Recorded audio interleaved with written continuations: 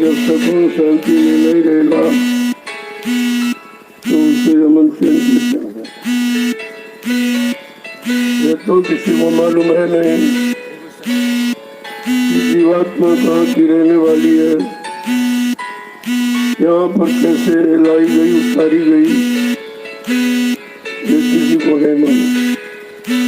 न ऋषियों को, न मुनियों को, न योगियों को, न महर्षियों को, तो न ब्रह्मचारियों को, न ज्ञानी वैज्ञानिक को। ये जीवात्मा का राज किसी को नहीं। अब देखो कलयुग का जीव कितना बड़ा भाग्य, जो राज रहे जीवात्मा को जगाने का, परमात्मा से मिलाने का, जो ऋषि मुनि योगी महर्षियों को नहीं मिला, कलयुग के गंदे जीवों को मिला। इसको कहते हैं दया, कृपा, मेहरबानी। जब संतों की कृपा, दया, मेहरबानी होगी तभी जीवात्मा का उद्धार संभव। हम सखियों को सोचना चाहिए कि मालिक की कितनी बड़ी दया हुई, जो युगों युगों से भोली भटकी जीवात्माएं बेचारी कारण बिना किसी कारण के 4-5-84 लाख नरकों की योनियों में बार बार जाती है। भी इन योनियों में जाके कोई कर्म नहीं करती, कोई भोग नहीं करती, काल माया के किसी सामान का प्रयोग नहीं करती, लेकिन तो फिर जाती क्यों? उसने मन को साथी बनाया था और कहा ये चलो हम तुम दोनों नीचे के लोगों को देख करके वापिस आ जाए, मैं बिना तुमको साथ ले वापिस नहीं हो। बस इतनी उसकी वचनबद्धता इस कारण बेचारी कितने युगों से भटक रही।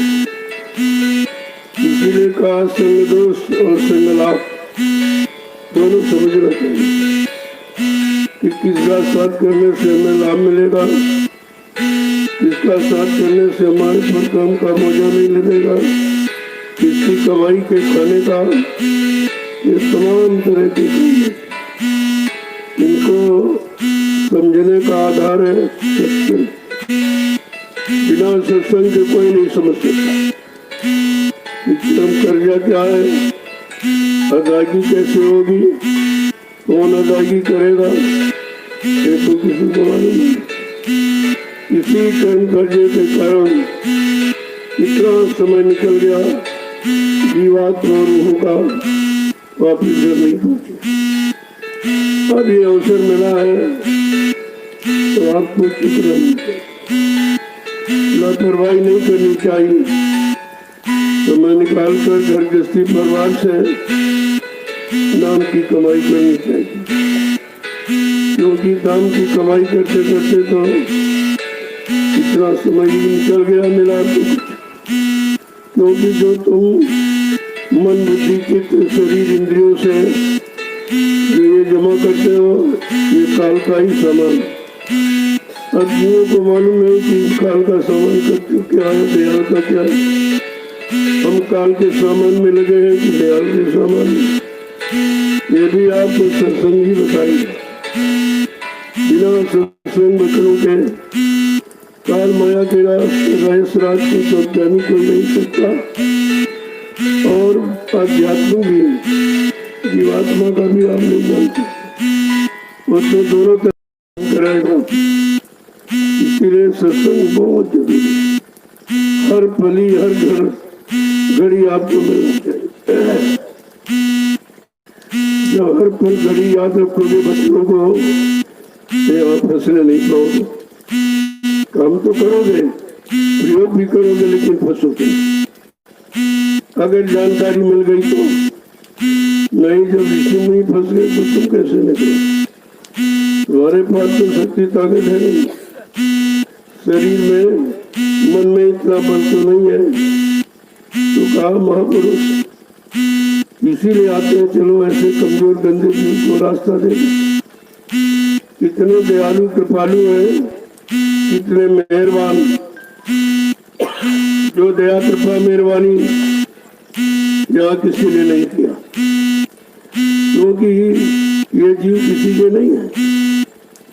जो तुम्हारे पर दया करता वो तो कर्मों की सजा सुनाने के लिए आए, बताने के लिए आए, समझाने के लिए आए, लेकिन माफ करने कराने के लिए नहीं है। कलयुग के जीवों को तो माफ करने वाला मिलना चाहिए, क्योंकि इतने कर्म है जिनके बारे में हम जानते ही नहीं तो कर बैठे, बिना जानकारी अज्ञानता में सब कर बैठे। इनको ये भी नहीं मालूम था जो हम ये कर रहे हैं ये कर्म का बोझा बन रहा, तो इस बोझों को कैसे उतारेंगे, और बिना कर्मों के बोझों को उतारे कोई जीवात्मा निकलने नहीं दी जाएगी, क्योंकि काल का पहरा है। उसने इतने जबरदस्त पहरा बना लगा दिया है कि तुम अपने भरपूर ताकत से नहीं निकल सकते। नाम का आधार पकड़ाएंगे, नाम डोर शब्द डोर पकड़ कर ही ये सारी जीवात्माएं अपने घर जा सकती, और कोई रास्ता नहीं। जितने आप मन बुद्धि चित्त शरीर इंद्रियों को मिला के जो भी करते हो, इसमें कोई ऐसा रास्ता तरीका नहीं है जो तुम्हारी जीवात्मा को मिल। जब सत्संगों में आओगे तो धीरे धीरे धीरे जब सत्संग का रस मिलेगा, सत्संग के रस से जीवात्मा जीवती और मन भी जाता। अब ये मन डूबा पड़ा, इतना भोगों में डूब गया कि अब इसके पास स्वतः अपनी ताकत नहीं रही कि इन भोगों से निकल सके। जब जीवात्मा मालिक के संदेश को सुनकर जागरूक अवस्था में आ जाती, तब वो अपने मित्र मन को समझाती है कि देख भाई, तू जहाँ जहाँ जा रहा है कर्म करके जिन जिन शरीरों में, कभी पशुओं में, कभी पक्षियों में, कभी कीड़े मकोड़े जंगली जानवरों में, तो तुमको इसमें मिला क्या? जन्म हुआ गया, फिर मरण, फिर जन्म, फिर मरण।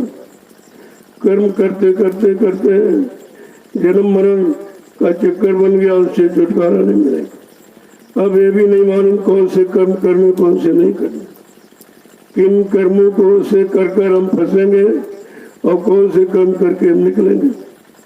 जो दोनों कर्मों का राज बताएगा वही आपको यहाँ से छुटकारा दिला सकता। अब कितना गूढ़ राज है ये जीवात्मा परमात्मा। तो बीच में ये काल माया खड़ा हो गया, उसने इस तरीके से फंसाया है कि तुम कहाँ फंसे हुए भी नहीं जान पाए, कैसे फंसे हुए भी नहीं, किसने फंसा ये भी नहीं। ये सब जानकारी आपको सत्संगों से मिलेगी, और सत्संग आप सुनते हो केवल कान से, मन को पकड़ाते नहीं हो। जब तक मन सत्संग वचनों को नहीं पकड़ेगा तो ये उधर से कैसे दर मोड़ेगा। अब मन को मोड़ने की और कोई शक्ति ताकत आधार नहीं है, केवल सत्संग वचन है। और जो नाम जगाया जाता, वो जब जगाया हुआ नाम पकड़ाया जाएगा तब जीवात्मा मन दोनों। तुम ये सोचो कि नहीं नहीं, हम कोई शरीर इंद्रियों की और कोई साधन कोई युक्ति लगाएंगे तो इससे तो आप और फंसाओ। जैसे कोई दलदल में फंसा हो और वो ताकत लगाए तो और नीचे जाएगा, क्योंकि नीचे कोई आधार ठोस है नहीं। तो वो मतलब ताकत तुम्हारी फंसने में लग रही है और तुम समझते हो निकलने में लगा है। ये बड़ा राज और रहस्य बड़ा गूढ़ है। गूढ़ो तत्व न संत दुराऊ। जीवात्मा परमात्मा के गूढ़ राज को कभी संत महात्मा छिपाते नहीं, और तो लोगों ने बताया नहीं, ऐसा मालूम देता उनको मालूम नहीं, या ये राज खोलने का उनको अधिकार नहीं था। तो कहते हैं गूढ़ो तत्व न संत दुराऊ। जीवात्मा परमात्मा के इस गूढ़ राज रहस्य को संत महापुरुष नहीं छिपाते, वो खोलते, बाकी कोई खोल ही नहीं सकता। अब आपको सोचना चाहिए जो अधिकार किसी को नहीं है। संत महापुरुषों ने वो काम किया, इसका मतलब वो सर्वशक्तिमान है, यानी सारी शक्ति का भंडार, इधर का भी और उधर का, और बीच के लोगों को की जानकारी का भी है। तो जब तुमको पहचान हो जाएगी हमको निकालने वाला कौन है और वो कैसे निकालेगा और क्यों निकालेगा, तो कहते कि वो दया करने आए, वो दयालु कृपालु है, जो दया करने आया है वो दया से ही आपको निकालेगा। अब आपको न दया मालूम है न दया की युक्ति मालूम है, तो जब तक सत्संग नहीं सुनोगे तो आपको कुछ समझ में आएगा नहीं, क्योंकि समझ तो काल माया देश की यहाँ बहुत दिनों बहुत युगों से रही है। जीवात्मा सत्य देश की रहने वाली है, तो उसको तो कोई यहाँ रास्ता दिया नहीं गया, किसी ने बताया नहीं। तो कहने का मतलब ये है, जब तक महापुरुष इस भूमंडल पर नहीं आएंगे, दया नहीं करेंगे, तो काल माया के बनाए कर्मों के जाल से कोई निकल नहीं सकता। कोई ज्ञानी ध्यानी विज्ञानी ये और फंस सकते लेकिन निकल नहीं सकते।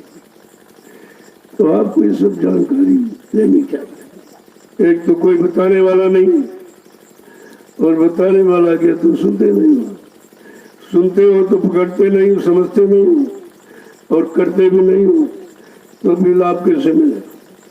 बिना किए तो लाभ मिलेगा नहीं, क्योंकि यहाँ व्यवस्था कर्मों की है कि कर्म प्रधान विश्व रच राखा, जो जस करी तो सोचा। कर्मों के आधार पर कहा मैंने सारे विश्व की रचना की है। अब जब तुम कर्म को समझोगे नहीं, कौन से कर्मों की रचना की और किस लिए रचना की, कहा ये कर्मों का जाल बनाया, और जाल तो फंसाने के लिए होता है, जब फंस जाओगे तो निकलोगे कैसे? तो कहा कि जाल की जानकारी भी हो और निकालने की जानकारी भी, जिसको दोनों तरफ की जानकारी हो वही आपको फंसा, इस फंसाव को खत्म कर सकता। इतना गदूर किसी में नहीं है। तो महापुरुषों ने बहुत दया किया। इस कलयुग में 750 वर्षों में बहुत संत आए, हजारों आए, सबने जगाने का काम किया, क्योंकि जगाने की युक्ति तो एक ही है, 5 नाम का आधार, ये पकड़ा कर जीवात्मा को जगा करके घर पहुंचाते। लेकिन उन्होंने ये वादा नहीं किया कि जिनको हमने नाम दान दिया है उन सब जीवात्माओं को जब तक उनके घर नहीं पहुंचा दूंगा मैं इस मानव शरीर को छोड़ जाने वाला नहीं हूँ। ये वादा नहीं किसी का। तो आए, नाम दान दे दिया, क्योंकि गुप्त संत थे। जब कोई प्रकट संत आएगा वो प्रकट रूप में घूम घूम कर सारे हिंदुस्तान में जीवात्माओं की स्कूल राज का बताएगा। देखो, जब प्रकट और गुप्त संत नहीं मालूम कि प्रकट कौन क्या काम करते और गुप्त संत कौन है वो क्या काम करते, ये भी दोनों की जानकारी आपको सत्संग से मिलेगी। तो इसीलिए सत्संग तो सर्वोपरि है। मानव जीवन का असली राज संत महापुरुषों के पास है। हम आप मानव जीवन का असली राज केवल यही समझते हैं, आहार निद्रा भय मैथुन, खाना पीना सोना और कमाना, मल मूत्र त्याग करना, आल औलाद बच्चे पैदा करना।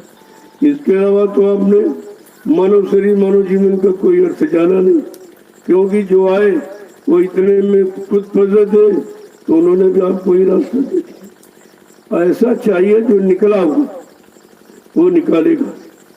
जो काम करो लोभ मोह अहंकार ईर्ष्या राग द्वेष से बिल्कुल अलग थलग बैठा, वो आपको निकाल देगा। अब ये है कि वो कौन है जो इससे अलग है, मतलब ये तो बता दिया, लेकिन उनकी पहचान कैसी होगी? क्योंकि यहाँ तो बहुत संत आए, तो उसमें देखो भाई जो संत आए हैं उनको सतपुरुष ने क्या आदेश हुक्म दे के भेजा। उन्होंने यहाँ कौन सा रास्ता जीवात्माओं के लिए बनाया, कोई राज खोला कि नहीं खोला? क्योंकि जो कितने युगों से फंसे पड़े हैं उनको क्या मालूम कि निकलने का भी कोई रास्ता। तो सोचते यही है सब, क्योंकि चारों तरफ देखते हो सब फंसे। 4,84 लाख योनिया जितने शरीर जिसमें, सभी तो इसी में फंसे हैं। तो कहते भाई निकलेगा कौन, और निकालने वाला कौन होगा? कहा वो भी पंचभौतिक शरीर में ही आएगा, क्योंकि अगर पंचभौतिक शरीर में नहीं आएगा तो तुम उनकी बोली भाषा कैसे समझो? उनकी दया कृपा मेहरबानी जो बचनों के द्वारा हो रही है, आप कैसे सुनो, कैसे उसको धारण करो? तो कहा कि मानव शरीर में ही हमारी रक्षा हिफाजत करने वाला कोई आ जाएगा, और जब वो आ जाएगा तो कहा कि जब आ जाए तो कहते हैं कि भाई उनके ढेर जाओ। जब जब संत जगत में आमे, खोज भाग उनके ढीं जाओ। हाजी रहो गिरो चरणों में, करो बंदगी निस्बिल्ला। हो सकता है उसकी दया आप पर हो जाए, लेकिन जब तक आप खोज नहीं करोगे, और खोज आप कैसे करोगे जब तुमको मालूम ही नहीं। कहती ये भी तरीका सत्संग बताएगा। सारी जानकारी का मूल आधार सत्संग है। अब सत्संग तो जीवों को कभी मिला नहीं। या तो शुभ कर्म करने कराने वाले आए, जो शरीर इंद्रियों से किए जाते हैं पुण्य कर्म, उसमें आपको लगा दिया, लेकिन ये नहीं बताया कि पुण्य पाप क्या है।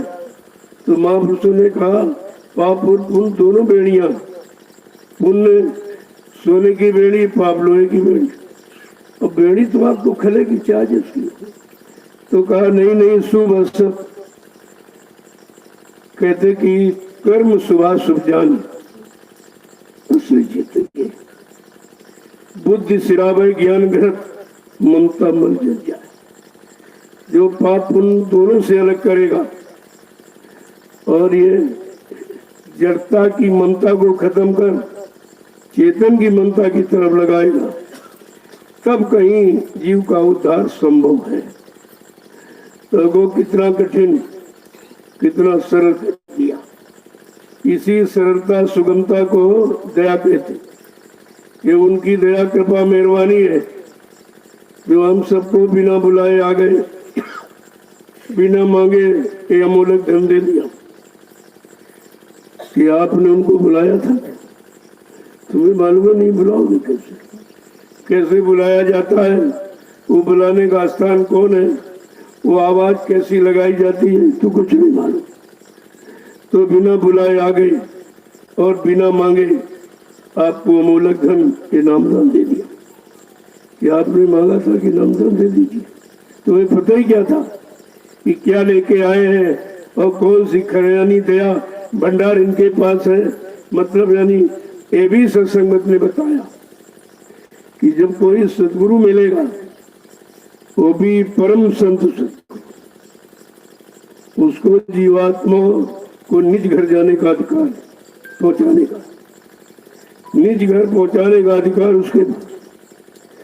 अब आप जो गुरु नहीं समझते हो, संत नहीं समझते हो, सदगुरु नहीं समझते हो, तो परम संत कैसे समझते? वो तो बहुत बड़ी चीज है। तो कहा गुरु भेजा जाता तब आता, संत भेजे जाते तब आते, सदगुरु भेजा जाता तब आता, लेकिन परम संत सच्चा मालिक अपनी इच्छा से आता, इच्छा से आता है और काम करे अपनी इच्छा से जाता। न कोई उनको इधर भेज सकता, न इधर से वहां कोई ले जा सकता। सर्व समर्थ, इसीलिए उनको कहा। अब तुम सर्व समर्थ को भी नहीं जानते क्या होता है, कौन है? ये भी सत्संग बताएगा। और गुरु की और संत की, सदगुरु की, परम संत की सबकी पहचान और सबकी पहुंच बताएगा। ये इनकी पहुंच कहाँ तक की, और ये मतलब यानी किस युक्ति से पहुंचाएंगे, ये सब सत्संगी आपको बताएगा। अब सोचिए सत्संग कितना प्रबल है। और लेकिन कब तो कभी आए कभी नहीं आए। आप तो ये करते महीनों नहीं आए, 2 महीने नहीं आए, तो फिर बच्चे कैसे सुनोगे, कैसे समझोगे? और काल माया के देश से बचने का रास्ता जो बचे, इनको कैसे आप पालन करो? तब काम आप सुने, करिए नित्य सत्संग, बाधा सकल मिटाए, फिर ऐसा अवसर न मिले दुर्लभ नर्तन पाए। कहा ये अवसर मानव जीवन का फिर बार बार नहीं मिलेगा। इसलिए सत्संग जितना और जहां और जैसे मिले आपको करना चाहिए, करना चाहिए, सुनना नहीं करना। जो वचन सुने उनको फट से अपने अंदर उतारो और धीरे धीरे मन बुद्धि चित्त को उन्हीं वचनों के अनुसार यानी उनको पाक साफ करो। जब सुनाते रहोगे, सुनाते सुनाते सुनाते एक न एक दिन ये शैतान मन अवश्य बदल जाएगा। लेकिन आप सुनाते नहीं, तुम अड़ोसी पड़ोसी को सुनाते, तुम भाषण पीठ प्रवचन करने लगे। अरे अपने शैतान मन को समझा। जब मन को समझा लोगे फिर तुम सबको समझा सकते, क्योंकि मन सबके पास। तो पहले अपने मन को समझाने की कोशिश करो और मन बिना सदगुरु में समृद्ध मालिक के वचनों के समझ नहीं सकता। तो उन्होंने कहा है ये आधार महापुरुषों के पास से मन को समझाने का, मन को समझाने का। तो कहा कि भाई ऐसा करो, अब तुमने बहुत कहना माना इस मन का, और मन ने तरह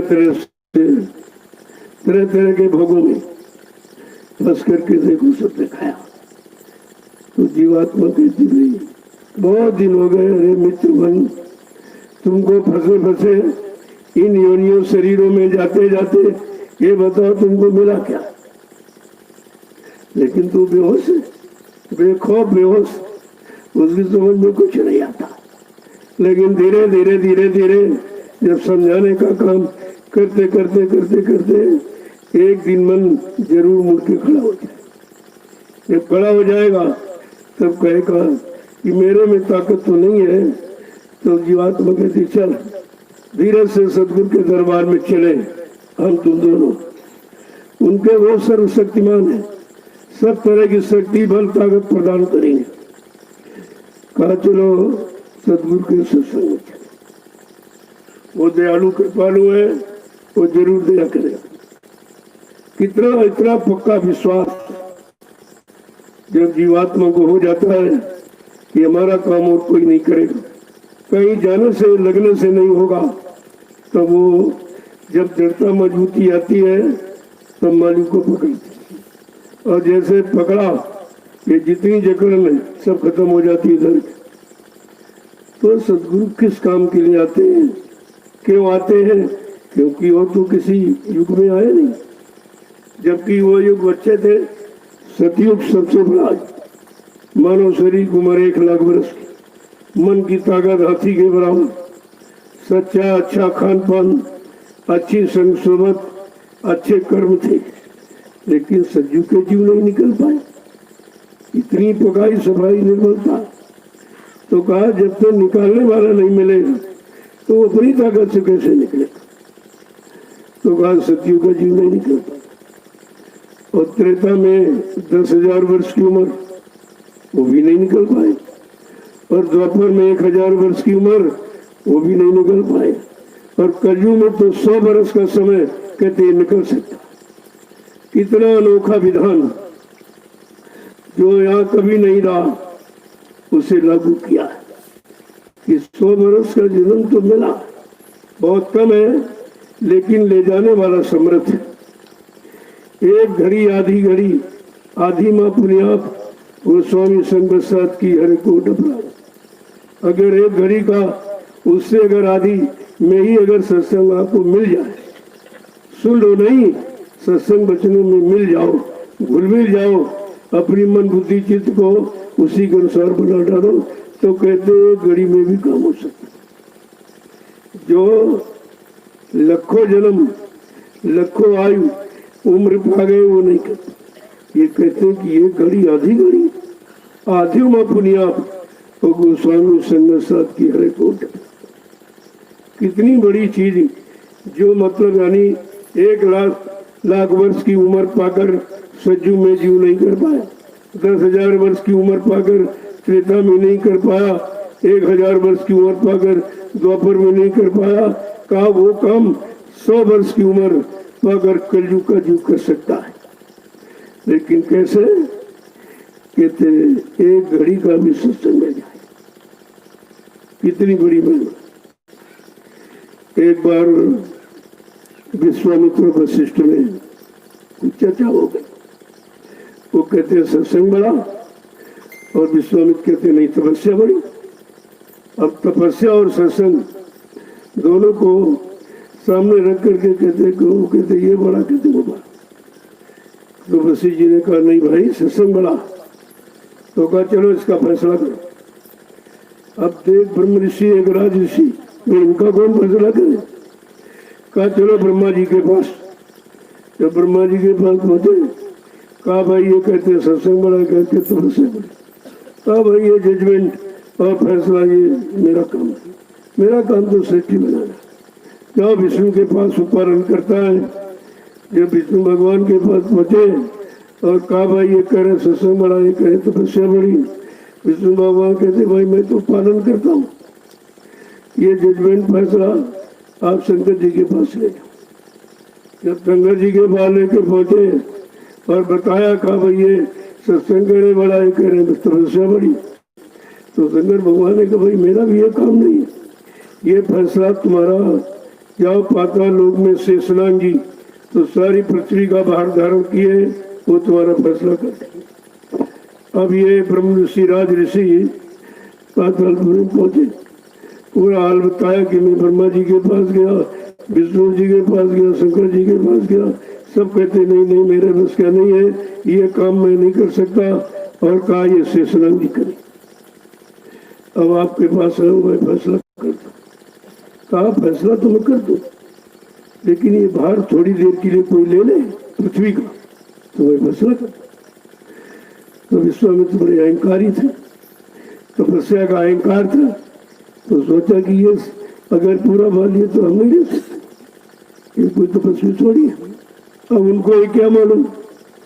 तो जैसे ही सिर अपना लगाया, थोड़ा हल्का सा उन्होंने मतलब बाहर ढीला किया। कहते नहीं नहीं नहीं दबा जा रहा हूँ, दबा जा रहा हूँ, दब जाऊंगा दब जाऊंगा। तो कहा बताओ भाई कैसे फैसला। जब कोई बाहर को ले ले मैं खाली हो जाऊं बैठ के, आपका फैसला कर। तो फिर वशिष्ठ जी से कहा, वशिष्ठ जी ने कहा भाई ये तो मेरे बस का नहीं है, अगर आप आदेश दे रहे हैं सत्य ताकत देंगे तो हो सकता, बिना तुम्हारे आदेश के नहीं। देखो आदेश में कितना बल है, कितनी शक्ति ताकत। तो उन्होंने सिर लगाया और कई मिनट तक खड़े रहे। विश्वामित्र कह रहे भाई फैसला क्यों नहीं करते हो, क्या अभी कुछ बाकी फैसला करो। तुम तो एक सेकेंड में नहीं मतलब बाहर को साथ पाए, और ये देखो कितने मिनट हो गए खड़े। यही फैसला है कि सत्संग बड़ा है और तपस्या छोटी। कहने का मतलब है वो हमें आपको मिला सत्संग, तब हमें आपको सोचना चाहिए जितने पुण्य कर्म आज तक शरीर इंद्रियों से किए गए उनसे तो कुछ मिला नहीं। अब उनकी वार्ता कथा वार्ता सुनाई गई, उससे भी कुछ नहीं मिला। तो कहा जब सत्संग वचन सुनोगे, अरे मिलने का स्थान और मिलने का तरीका तो ये है, जब ये करोगे तब कुछ मिलेगा। ये मिलने वाला और वो केवल करने वाला। जिसके करने में कुछ न मिले तो ऐसा कर्म करने का फायदा क्या। जीव कितने दिनों से पूजा पाठ, तीर्थ व्रत, दान हवन, गंगा स्नान करना, तो अगर पूछा जाए क्या मिला, पूछा जाए क्या मिला, तो कहते कुछ नहीं मिला। और मिला तो कहा वो शरीर इंद्रियों से कीड़ा वही वापिस मिल गया। कहने का मतलब है कि शरीर इंद्रियों से जो भी कर्म, शुभ कर्म, पूजा पाठ, तीर्थ व्रत, दान हवन, जब तक गंगा स्नान करोगे उससे शरीर इंद्रियों का लाभ मिलेगा, और आत्मा से करोगे तो आत्मा का। अब कहा पूजा पाठ से क्या, कहा ये मान मिलेगा, सम्मान मिलेगा, सामान मिलेगा, रात पाट धन दौलत ये मिल जाएगी, पत पत्नी बाल बच्चे मिल जाएंगे। और कहा भजन से, कहा भजन से भगवान मिलेगा। यानी पूजा पाठ से आपको मान सम्मान सामान, और भजन से भगवान। अरे वो मालिक मिल जाए उसी की तो सारी सत्ता, वो सब तुम्हारे पीछे हो जाएगी। तो हमको ये जानकारी मिली कि हमको खुश किसको करना चाहिए, किसकी खुशी में वो क्या देगा, क्या उसके पास क्या है, ये भी आपको सत्संग बताएगा। सत्संग पूरी जानकारी आपको देगा, क्योंकि उसका नाम सत्य संग, सत्य का संग, और ये झूठ का संग दर्शन। शरीर इंद्रियों से जो भी करते सब झूठ। झूठ का मतलब जो तुम्हारे काम आने वाला नहीं, साथ जाने वाला, उसको झूठ कहते। और ये शरीर भी साथ नहीं जाए, जिसको रात दिन सजाने में, खिलाने पिलाने में, मान सम्मान में इतना ओत कर दिया, लेकिन ये मालूम नहीं है ये भी धोखेबाज, ये भी दगेबाज, ये भी आपको बीच में धोखा देगा। और बिना बताए कहते आए और चले गए, तो आप कुछ बताया भी नहीं, कुछ बोले भी नहीं, तो बोलने देगा वो? अरे वो बोलने देगा तुमको जब आएगा जीवात्मा का समय पूरा जैसे हुआ। ये शरीर भाड़े का उसने दिया, अपना शरीर लेने आएगा, हमारे भाड़े का सामान दे दीजिए। तो ऐसे तो बेचारी निकलेगी नहीं, तो कहा सीने पे लात रखे, मार मार पीट पीट के जबरदस्ती जीवात्मा को निकाल चले जाए। तूने वादा किया था, सारा समय गंवा दिया। तूने वादा तो ये किया था, अब प्रभु कृपा करो यही भांति सब तज भजन कर अब दिन रात। जो तो गर्भवास के नरक में थी, गंदगी में लिखती, बहुत परेशान, तब तूने ये वादा किया, और जैसे आई तो सारा भूल गया वादा। कहती थी दिन रात तुम्हारा भजन करूं, और इसने शुरुआत भी नहीं की। अभी तो शुरुआत भी नहीं की। तो उसी वादे के अनुसार वाता से नहीं आता कि तुमने शरीर मांगा था, तो शरीर से तुमने जो मांगा था वो काम किया। तुमने भजन यानी मतलब मांगा पूजा भजन के लिए, तो करने लगी पूजा। पूजा का मतलब भी फंसाव है, इसमें भी आप फंस जाओगे और मिलेगा कुछ नहीं। सारा समय लोगों का चला गया, कागज पत्थर पानी में मिला कुछ नहीं मिला। कहने का मतलब कि मिलने का रास्ता और मिलने का आधार जब मालूम ही नहीं तो मिलेगा कैसे? और जबरदस्ती आप ले नहीं सकते, क्योंकि तुमको जानकारी नहीं। हाँ वैसे तो नहीं, लेकिन प्रेम में सबको ले सकते। प्रेम से प्रकट हुए मैं जाना, धन दौलत रुपए पैसे पूजा पाठ से नहीं मिलूंगा। अगर तुम्हारे अंदर निश्चल प्रेम हो जाए तो कहा मैं हर जगह आ सकता, प्रेम से तुम बुला सकते, लेकिन धन दौलत से। ये भी कितना सरलता तरीका। तुमने जो पूजा पाठ किया उसमें बड़ा खर्चा था, क्योंकि सब चीज खरीदते हो, फूल ले आओ, अगरबत्ती ले आओ, पेड़े बतासे ले आओ, फिर मंदिर बनवाओ, फिर मूर्ति खरीद के ले आओ, ये तो सब खर्चे हुआ। और तब भी मिला नहीं। कहा भाई वो इसमें नहीं है, वो जड़ में, वो तो चेतन है, जड़ में कैसे आए? जड़ में न कभी आया न है कभी आएगा। वो तो चेतन, और चेतन मंदिर कौन कहते? मनुष्य मंदिर। ये चलता फिरता उठता बैठता बोलता चलता दिखाई देता, लेकिन वो मंदिर तो कुछ नहीं करता, न बोलता है, न कुछ लेता है, न कुछ देता। अब इस लेन देन को भी जीव नहीं समझ पाया, क्योंकि धीरे धीरे करते करते उसी का आदती हैबिचुअली बन गया। आदत किसी चीज की हो मजबूर कर देती, अच्छे कर्म की हो वो भी आपको मजबूर कर देती, और बुरे कर्मों की वो भी मजबूर कर देती। अब इस आदत को किससे बदला जाए? आदत कैसे बदलती है? कहते कि बहुर काल करिए सत्संगा, तबे हो संशय सब भंगा। बहुत समय तक सत्संग करोगे तो ये भूल भरम और ये फसाव सब तुम्हारी समझ में आ जाएगा। लेकिन बिन सत्संग विवेक न हुई, राम कृपा भी सुलभ न सोई।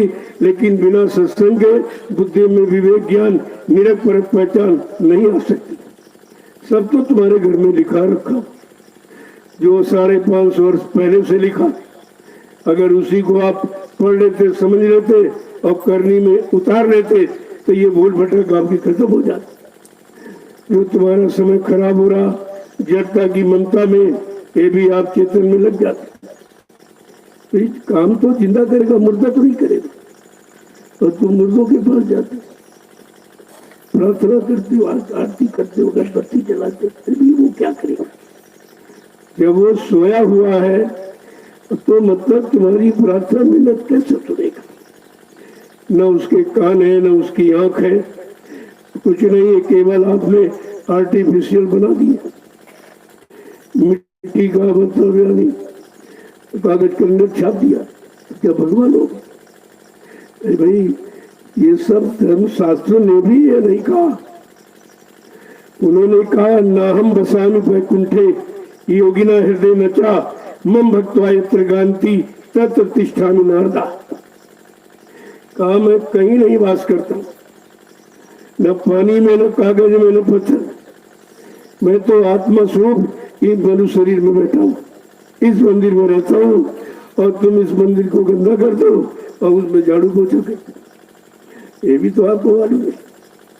और कहा मैं किसी धन दौलत सामान से नहीं मिलता हूँ, निर्मल मन जन सो मोहि पामे और मोह छल छिद्र कपट नहीं भावे। जिसका मन निर्मल पाक साफ पवित्र है वो मुझको पाता है, और रुपए पैसे धन दौलत सामान से नहीं मिलता। ये भी लोगों ने नहीं बताया क्योंकि उनको इसकी जानकारी नहीं। तो कितनी बड़ी चीज आपको समय से मिल गई जिसके हम लोग अधिकारी नहीं थे, क्योंकि गंदगी बहुत है। लेकिन महापुरुष कभी गंदगी आपकी नोट नहीं करते। कहते भाई अज्ञान अनजान जीव है, इसने अज्ञानता अनजान में किया, चलो इसको माफ कर दो। अब कहते कि जिसके पास जैसी गंदगी हो उतने दिन साबुन लगाना पड़ेगा, तभी तो साफ होते। कहा किसका? कहते नाम का साबुन। और 3 तरीके, सत्संग, सेवा और भजन। इसके अलावा चौथा कोई रास्ता नहीं। और आपको तीनों मिल रहे हो। आपको सत्संग भी मिलता, सुबह आपने भजन भी किया, और कुछ छोटी मोटी सेवा भी मिल जाती। यहाँ तो तीनों काम हो रहे। इससे अच्छा और कौन सी जगह आपको मिलेगी? घर गृहस्थी में आपको तीनों काम नहीं कर सकते, क्योंकि संसार में काम ही नहीं। सेवा करते हो तो परिवार की करते हो, समाज की करते हो, देश की। अपने देश जीवात्मा जाए वो तो सेवा आप जानते हो। इन्हीं सेवाओं में सब समय चलाते, क्योंकि इसके बारे में जानकारी नहीं दिया कि भाई तुम शरीर की सेवा करोगे तो क्या, शरीर से बाल बच्चे बने उनकी सेवा करोगे तो क्या, या और कोई समाज सेवा का, इससे भाई जीवात्मा का तो कोई काम नहीं। और समय चला गया, ये इस अज्ञानता में समय चला गया और जा रहा, क्योंकि ये जीव सुनने के लिए तैयार नहीं, उसकी समझ में आते नहीं कैसे क्या करूं क्या। तो मतलब ये है कि जब सुनोगे नहीं और अपने अंदर विचारों को, वचनों को जब धारण नहीं करोगे, तब तक तो कुछ आपको मिलने वाला है। कोई सत्संग कानों का विषय नहीं है। कान का तो स्वभाव है सुनने का, अच्छा और बुरा को सब सुन लेता है, और धीरज से पकड़ के मन को दे देता। मन संकल्प कर किया, चित्त ने चिंतन किया और पकड़ा दिया जीव होती, मतलब यानी बुद्धि को। जब बुद्धि को पकड़ा दिया और बुद्धि निश्चय करती, अगर उसको भी कोई सत्य और झूठ का ज्ञान नहीं तो निश्चय क्या करेगी? तो कहते हैं ये जब सब बदलेंगे, तन मन बुद्धि और चित्त जब सब बदलेंगे और सब पाक सब निर्मल होंगे, तब ये काम करेंगे। तो ये मजाई धुलाई कौन करेगा? कहा ये सब सेवा करेगा, सेवा के द्वारा।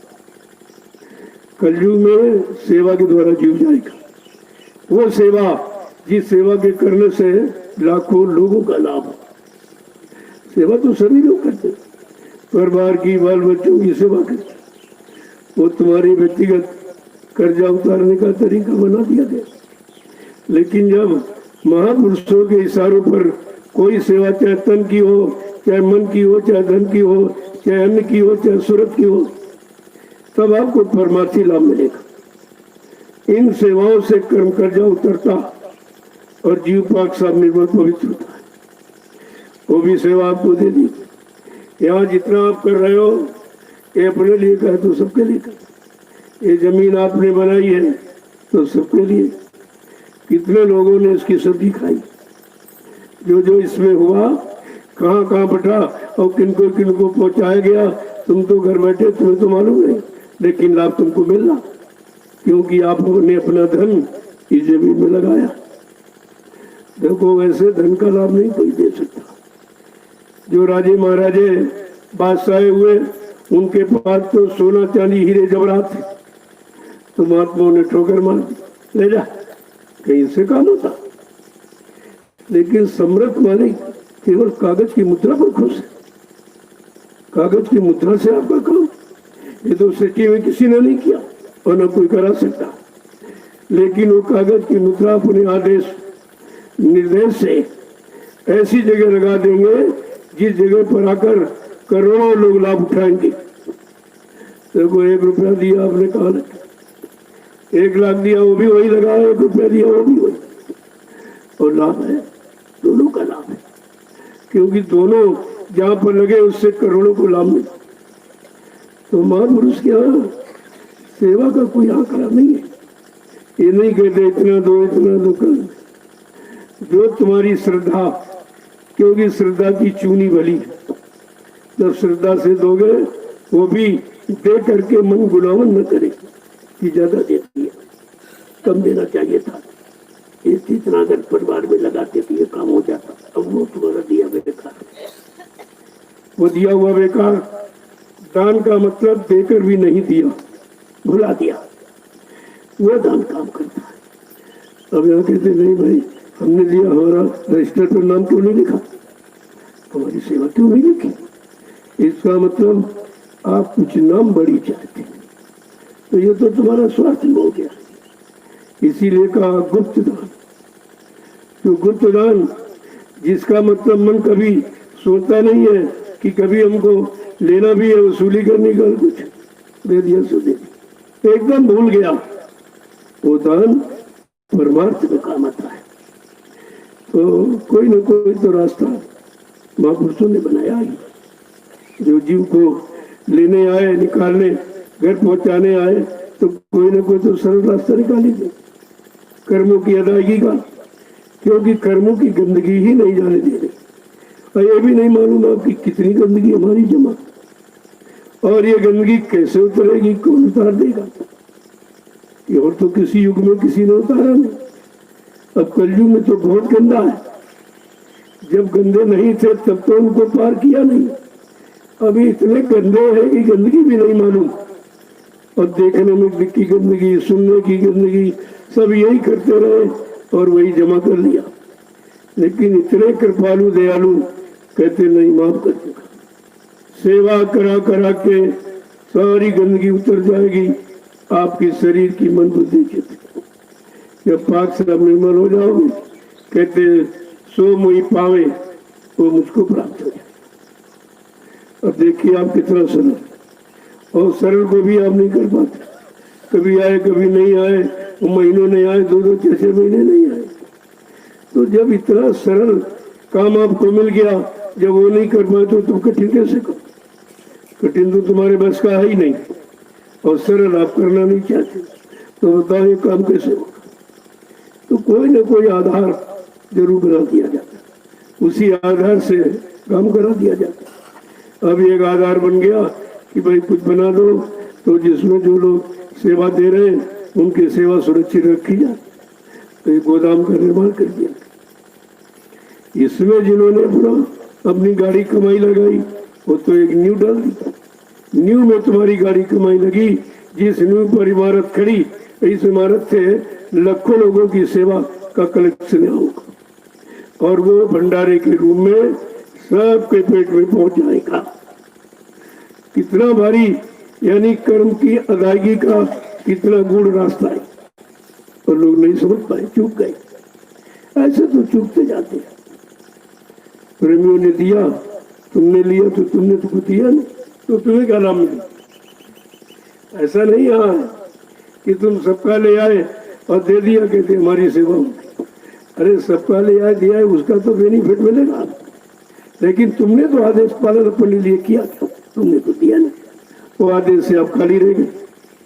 ये आदेश आपने पालन किया कि सबकी सेवाएं ले आए और मतलब दे दी, लेकिन एक आदेश छूट गया कि सबको देना, सबकी अपनी गाड़ी कमाई का खर्च करेंगे तब आपको उसका लाभ मिलेगा।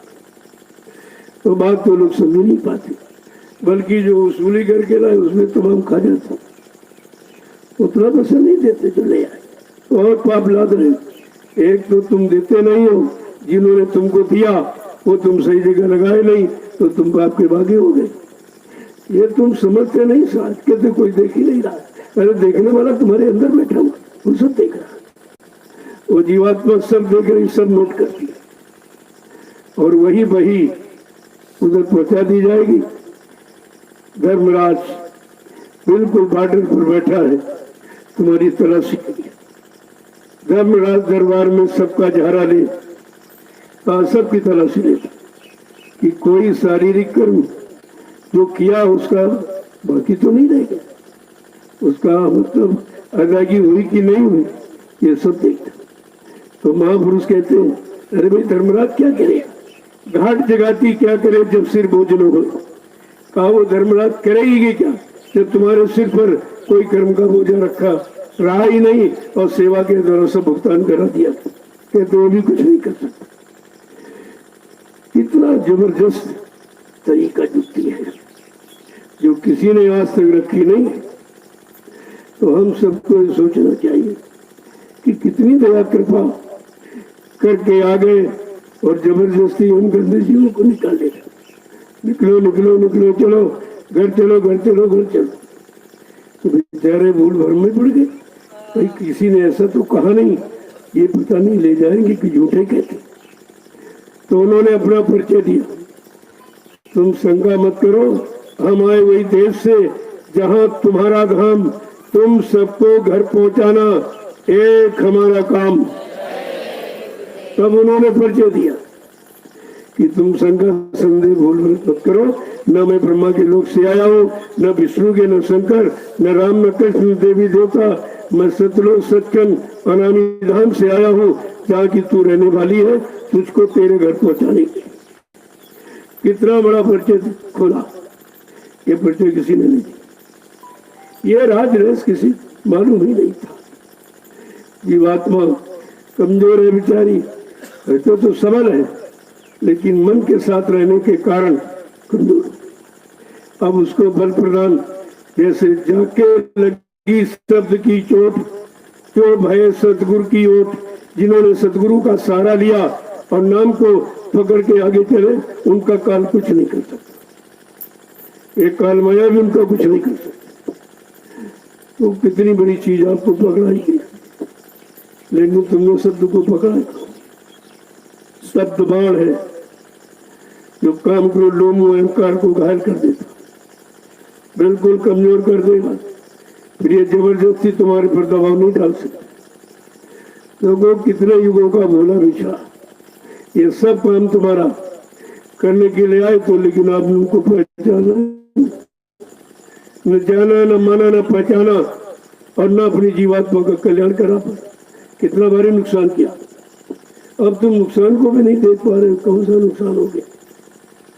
ये तो कहते हैं कि भजन नहीं बनता, ध्यान नहीं बनता, सुमरन नहीं बनता, लेकिन क्यों नहीं बनता, क्या कारण है कि आपने नहीं लिया और क्या उसको पकड़ा नहीं, और जीवन में तुमने कुछ किया नहीं, उस पर विचार करो। ये सत्संग सब बताता, एक एक शब्द सत्संग का आपको संभाल के रखना चाहिए, क्योंकि ये चीज कहीं मिलेगी नहीं, ये मूल नहीं मिलती, ये किराए पर नहीं चलती, ये दया से मिलती। अब दया हो रही तो आप ठुकरा रहे हो, समझी नहीं रहे हो, मतलब नहीं। तो दया घाट पर होती, और तुमको ये नहीं मालूम कौन घाट दया का है, कौन घाट दुआ का है। ये मन का घाट दुआ, हमेशा दुआएं मांगता रहता, अभी शोर तरह तरह के, यानी संकल्प विकल्पों में पड़ा होकर ये दे दीजिए, ये दे दीजिए, ये कर लीजिए, यही करता रहता। अपने घाट पर बैठकर मन ये चिंतन करता भोगों का, और आत्मा का घाट ये आत्मा बैठ करके नाम योग की बात करते। ये भोग की बात सोच रहा हूँ, नाम योग की बात। अब कितना अंतर है। अब जब साथी का मतलब ये दो अस्त, दोस्त का मतलब दो अस्त, जहाँ पर दोनों अस्त हो जाए, दोनों मिल जाए, एक हो जाए, उनको दोस्त कहते। अब बना तो लिया दोस्त मन को, लेकिन वो विपरीत दिशा में चला, वो भोगों में फंस गया। वो नाम के लिए बैठी कि जब कभी मुड़ के इधर आएगा तो उसको नाम डूर पकड़ा दी जाएगी। तो ये आंतरिक राज है, इस राज को कोई जानता नहीं, तभी तो जीवों को मालूम नहीं। प्रेमियों, इसको कहते हैं खास सत्संग, निज सत्संग, सीने बसीने, इसमें चारों सत्संग शामिल है, तीनों।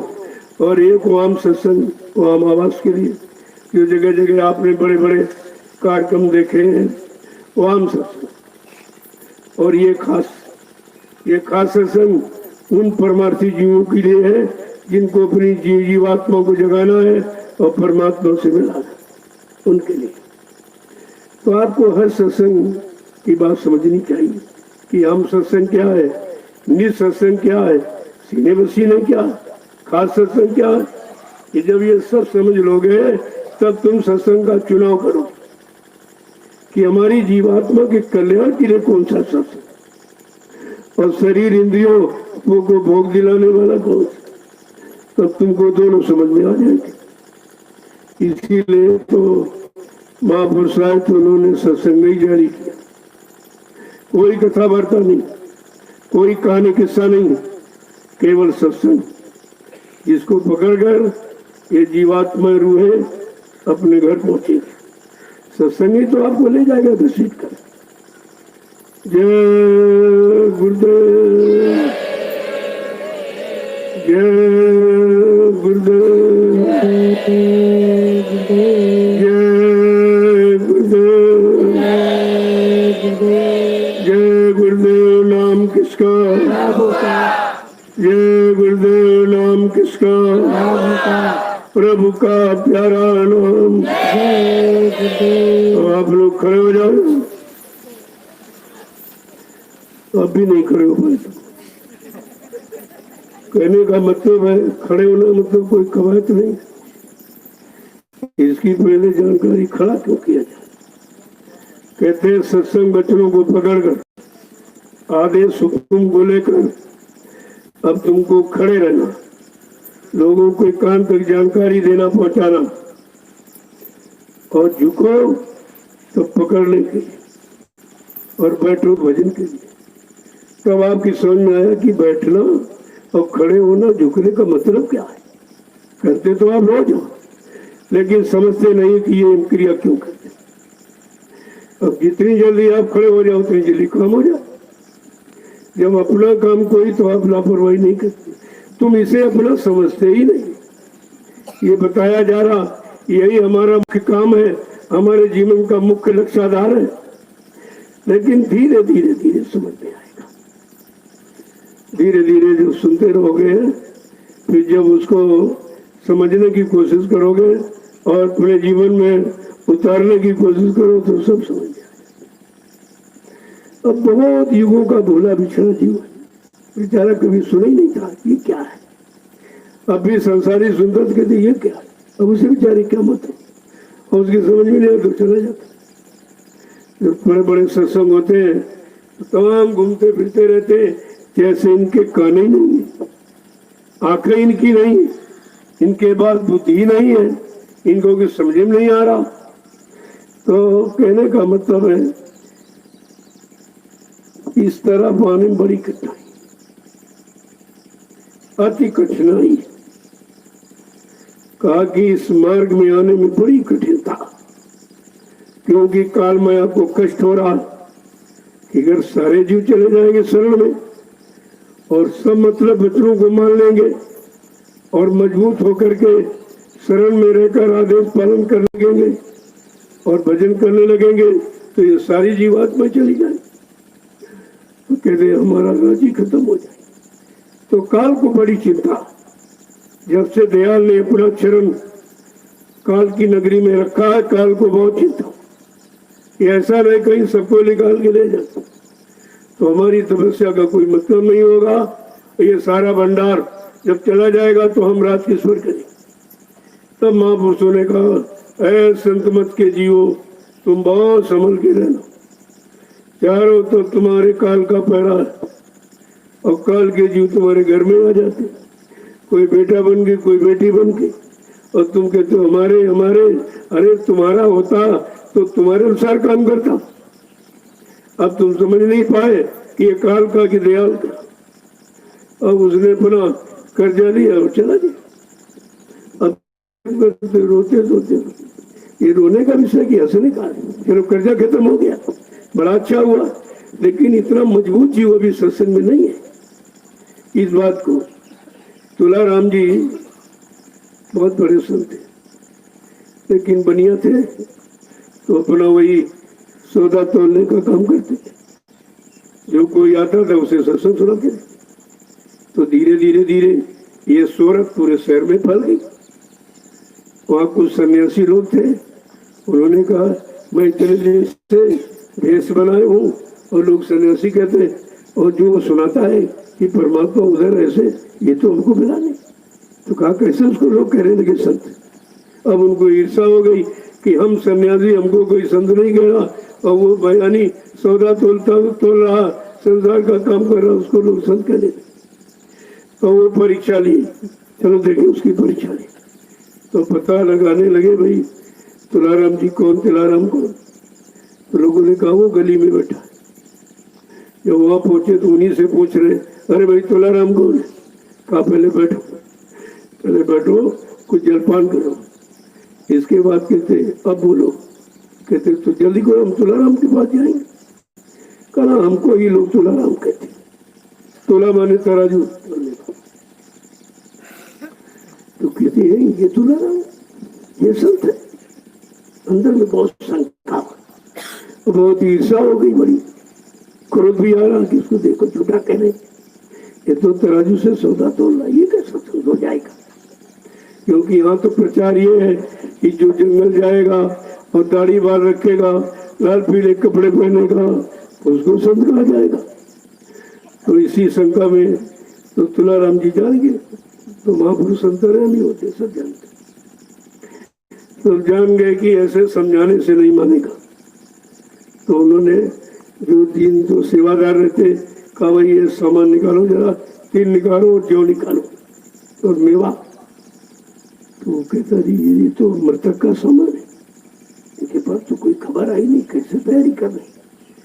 फिर कहा जाओ कफन ले आओ। कफन आ गया, और शंका में मतलब कोई खबर देने वाला नहीं, ये किसके लिए तैयारी कर रहे। फिर कहा ऐसा करो घी ले आओ। थोड़ी देर में कहा अरे भाई बांस काट के ले आओ। अरे बांस, कांच की टिक्की बनाओ। अब और शंका, ये तो पूरी तैयारी हो रही, तो कहीं खबर इनके पास आई।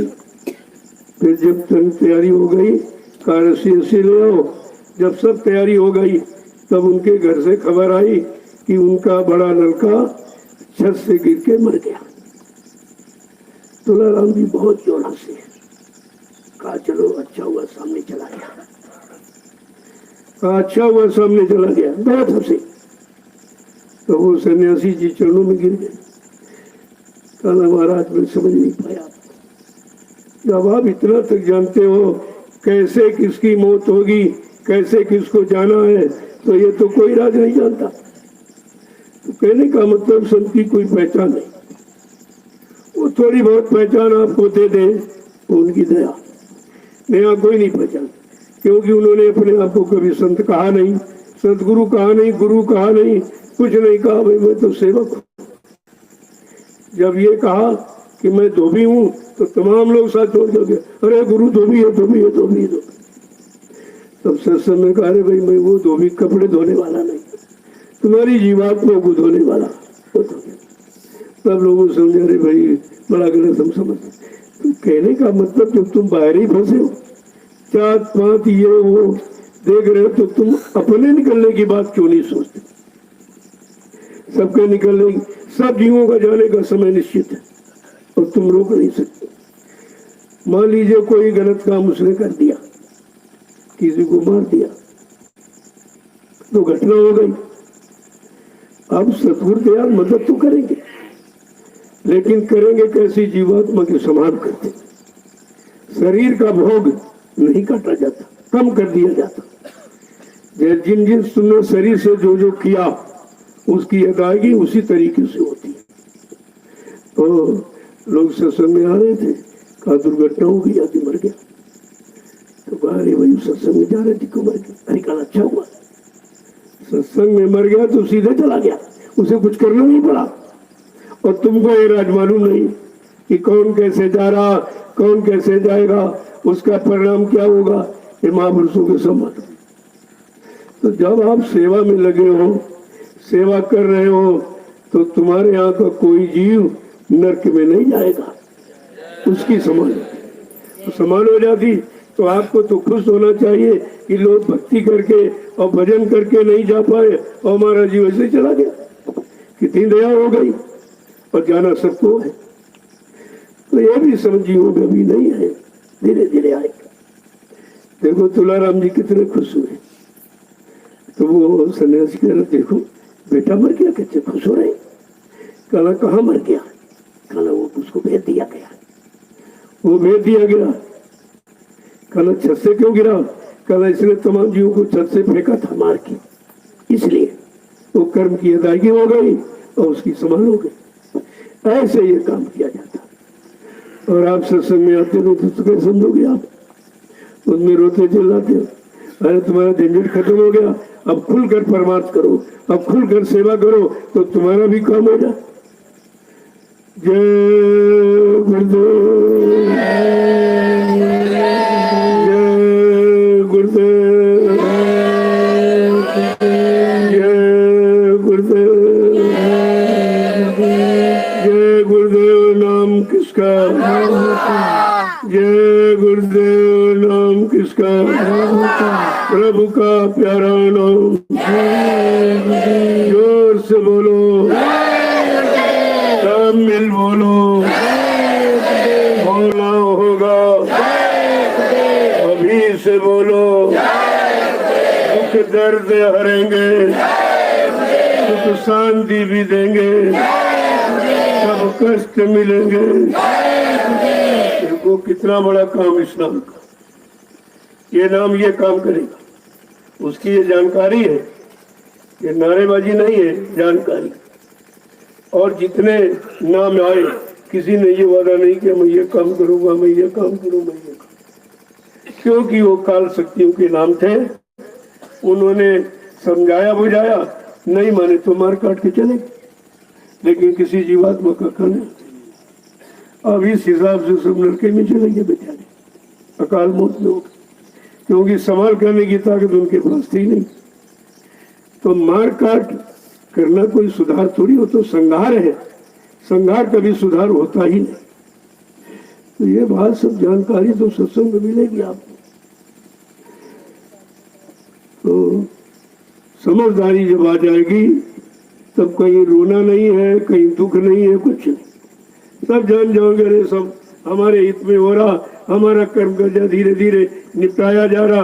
पति का था वो मर के चला गया, उसका निपट गया, बच्चे थे मर के चले गए, उनका निपट गया, और जो है उनका भी निपटा दिया जाएगा।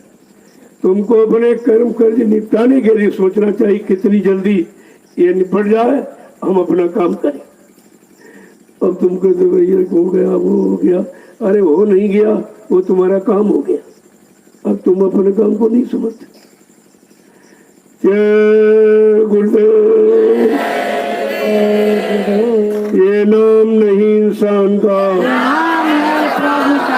ये काम नहीं इंसान का। देखो कितनी बड़ी बात, ये काम, ये नाम भगवान का, ईश्वर भगवान खुदा का बहुत नीचे, ये बहुत नीचे को निरंजन कहते, यही वो कहते। ये तो यही पहले स्थान पर, और तुमको जाना पांचवें के भी आगे, और जो इन्हीं में फंस के रह गए तो यही बैठे बेचारे। कहते राम मिल गए, कृष्ण मिल गए, अरे सब कुछ मिल गया, लेकिन जीवात्मा तो परमात्मा से नहीं मिल पाई। मिलना तो असलियत था। अब उनको ये जानकारी दी नहीं गई, वो बेचारे यहीं तक सीमित है। काल शक्तियों, अब काल अपनी पूजा कराता, और दयाल काल की पूजा करोगे तो काल देश में रहोगे, सामान मिल जाएगा, और दयाल की पूजा करोगे तो अपने घर पहुंच जाओ। तो पूजा का भी अर्थ बता दिया गया। तो ये जीवन रक्षक गुरु पूजा महान पर्व जिसमें आप सम्मिलित हुए हो, ये तो बहुत बड़ी बात है। अब ये अगर ये कार्यक्रम हो जाता तो देशों सुधरता है, सबको दया मिल जाती और बीमारी खत्म हो जाती। लेकिन अब ये लोग जानते नहीं, ये तो कहते बंद कर दो, बंद कर दो, खत्म कर दो, कोई कार्यक्रम नहीं करोगे, कोई बताओगे नहीं रास्ता, तो बताइए ये काम कैसे हो। अब यहाँ जबकि मैंने प्रसाद इनको दिखाया इसी जगह पर 6-7 लाख लोग आए थे। हमने कहा भाई तुम्हारी व्यवस्था में कोई बाधा पड़ी? कहते कोई नुकसान, कोई दुकानदार का सामान लिया पैसा नहीं दिया, किसी तरह की कोई व्यवस्था में तुम्हारी बाधा नहीं। और इतने लोग आए और 1 सप्ताह रहे और सुन के चले। अगर किसी राजनीतिक पार्टी का इतना बड़ा जमघट होता तो सारे रास्ते बंद हो जाते, सड़कें जाम, दुकानें रुक जाती और कुछ नहीं मिलता। हमने ये भी करके दिखाया। अगर अब की बार ये कार्यक्रम ये लोग संपन्न करा देते तो इतना आदमी आया था, आदमी से आदमी बिड़ा के मैं बैठा देता तो तुम गिन नहीं सकते थे। बहुत विशाल कार्यक्रम होता और उससे कितना बड़ा लाभ देश में फैलता, देश के लोगों को लाभ मिलता।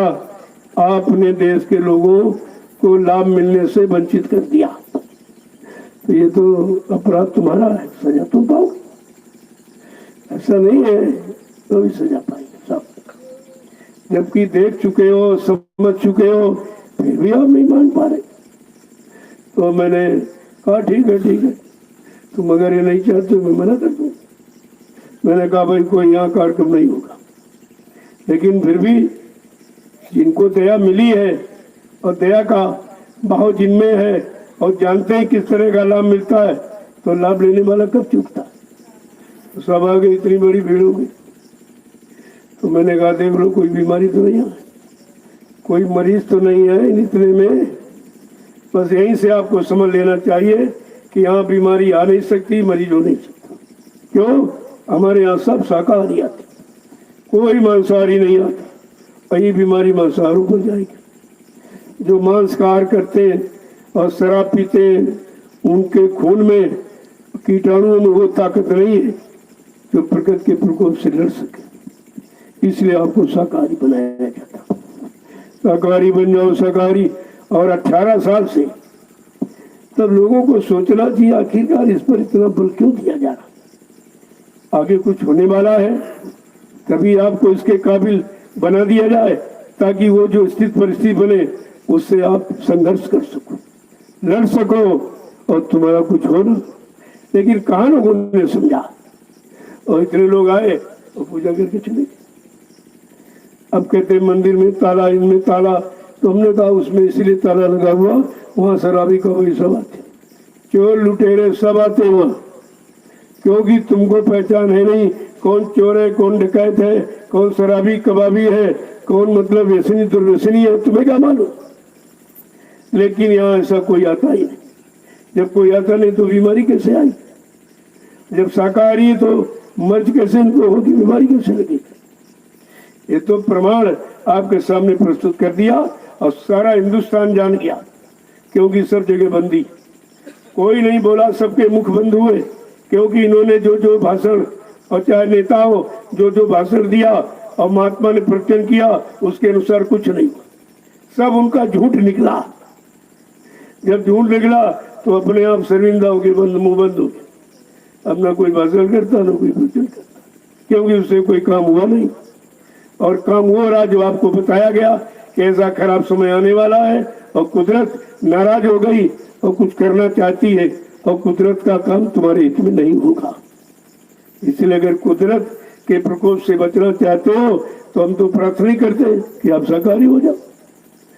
सारे हिंदुस्तान में प्रार्थना करता रहा, बताता रहा भाई अभी जाग जाओ, अभी चेत जाओ, ये गंदा खान पान बंद कर दीजिए, क्योंकि ये मनुष्य असली मंदिर मनुष्य शरीर यही है जिसमें परमात्मा की मूर्ति जीवात्मा बैठी।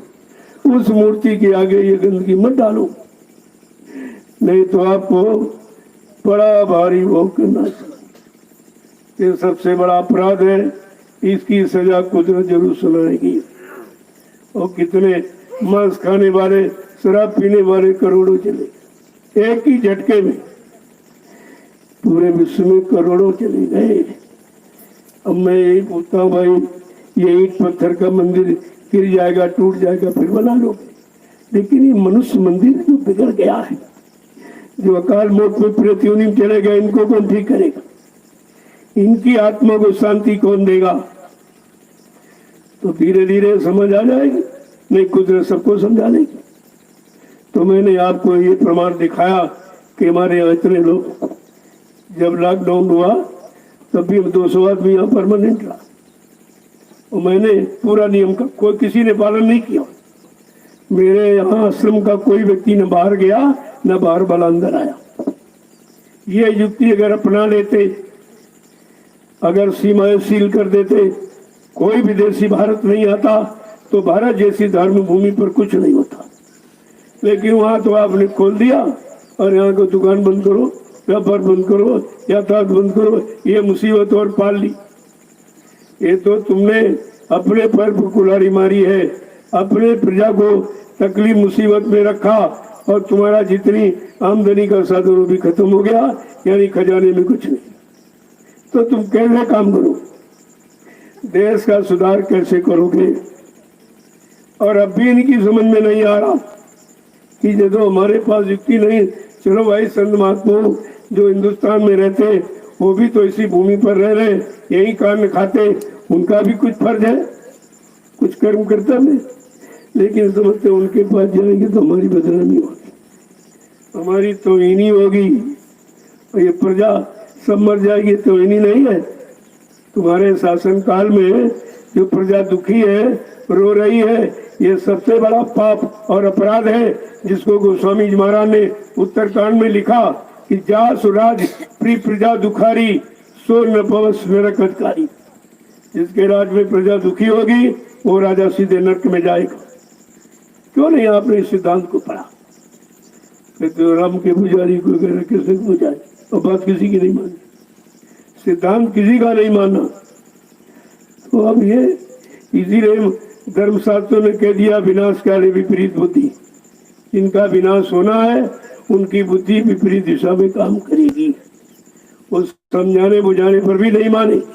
अगर हिरण्यकशिप अपने भक्त पिता यानी बेटा प्रहलाद की बात माने तो क्यों मारा जाता?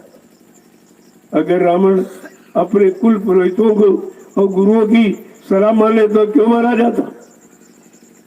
और अगर भगवान के समझाते समझाते रहे, अगर सब मान जाते तो 56 करोड़ यदुवंशियों का सफाया क्यों होता? इतना महाभारत क्यों होता?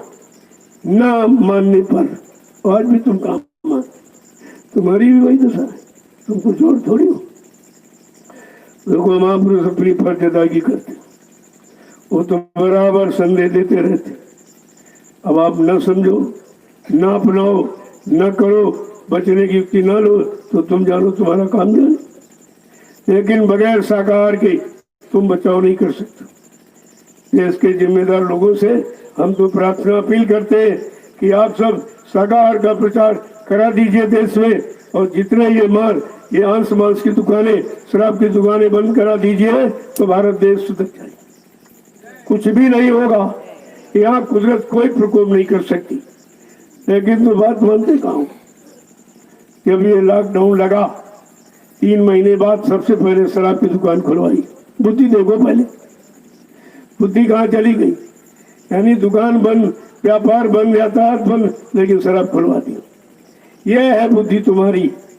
तो तुम विनाश के कगार पर तो खड़े ही हो, वही सब काम कर रहे हो, तो उसके लिए कोई क्या कर सकता? हम तो प्रार्थना ही कर सकते, हम कोई जबरदस्ती थोड़ी तुम्हारे साथ। अब प्रार्थना अगर स्वीकार कर लो तो ये सब काम सहज हो जाए। जो तुम्हारे लिए कठिन दिखाई दिया, अब कोई नहीं सोच पा रहा क्या करूं क्या ना करूं, क्या करूं क्या ना करूं, ये हो रहा। अब कहते जो ये करूं सो मैं करूं, जो और कर रहे वो अगर एक ठेका खुलवाएगा शराब को तुम 4 खुलवा दे, अगर 100 मुर्गा मारेगा तुम 200 मरवा दे। इसमें बताइए ये कोई काम है, ये कोई धर्म है, ये कोई सत्य न्याय है? जब तुम ये सब भूल गए हो तो विनाश तो होना ही होना, वो तो निश्चित है। नहीं मानोगे तो कुदरत को मनाना तुम जानते नहीं हो। तुम्हारे पास कोई चीज ऐसी नहीं जिससे कुदरत खुश हो जाए। करो तो संत महापुरुष जानते, क्योंकि ये कुदरत को साथ में रखते कि भाई अभी नहीं तुम कुछ करना, हमें समझा लेने दो। जब मेरी बात न माने, न समझे, न सुने, न करे तो तुम अपना काम करना। जब लोगों ने मानना नहीं स्वीकार किया तो फट से कुदरत को 4 दे दिया। अब कुदरत ने एक छोटा सा नमूना छोड़ दिया, पूरा विश्व एकदम व्याकुल हो। अरे अभी क्या व्याकुल, तो पीछे से और आ रहा। अभी कोरोना जैसी 1000 बीमारियां पीछे से आएंगी अगर हिंदुस्तान की धार्मिक भूमि पर से ये मुर्गा मांस का भोजन और बुद्धि नशा शराब जिसके पी लेने से बुद्धि पागल हो जाती, माँ बहन बेटी की पहचान खत्म हो जाती, अगर ये बंद न किया गया तो कुदरत के पास ऐसी जानलेवा बीमारियां हैं जो 1 मिनट में मुल्क के मुल्क देश साफ हो जाएंगे और तुम कुछ नहीं कर पाओगे, तुम कुछ कर भी नहीं सकते हो। अब तुमने कोरोना तो बता दिया, तो बीमारी कैसे बता दी? अगर बीमारी है तो दवा होनी चाहिए, कहते दवा नहीं तो बीमारी भी झूठ है। हाँ करो ना, क्या क्या न करो। अब ये मास्क लगा दिया मुंह पर कि तुम गंदा खाओगे नहीं, ये है वही चीज। वो जो ब्रेक लगाई गई है उसका मतलब यही है कि अब तुम गंदा बोलोगे नहीं, झूठ बोलोगे नहीं, गाली गलौज करोगे नहीं, अपमानित शब्दों का प्रयोग नहीं करोगे और तुम गंदा खान पान नहीं करो। तुम्हारे मुंह पर मास्क लगा दिया, अब भी उसका अर्थ नहीं समझ, कह रहे लगा रहे जिससे बीमारी कोई नाक से आएगी कि मुंह से आएगी। ये भी इतने बड़े यानी पढ़े लिखे हो करके ये भी नहीं समझ पाए, अरे बीमारी मुंह से नाक से आती है, बीमारी बुरे कर्मों से आती, गंदे खान पान से आती, वो तो आप बंद नहीं कर रहे हो। तो जब कुछ भी तो मालूम नहीं है।